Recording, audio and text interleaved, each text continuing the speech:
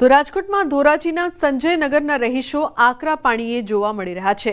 રસ્તાઓ બિસ્માર હાલતમાં હોવાથી કાદવ કીચડનું સામ્રાજ્ય છવાયું છે। આ બિસ્માર રોડ રસ્તાની સમસ્યાઓ હલ કરવા અવારનવાર તંત્રને રજૂઆત કરવા છતાં નક્કર કામગીરી કરાઈ નથી। રહેવાસીઓને ચાલીને જવું પણ મુશ્કેલ પડે છે। આ રોડ પર કાદવના કારણે અહીં ગાડી પણ આવી શકતી નથી, જેથી વિદ્યાર્થીઓ શાળાએ જઈ શકતા નથી।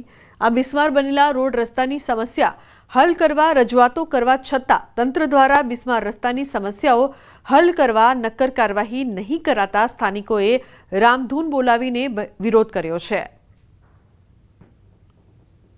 अमारा विस्तारमां जुओ तो हरदम मोटरसाइकल स्लीप थाय छे अने माणसो हैरान थाय छे, समजी लेजो।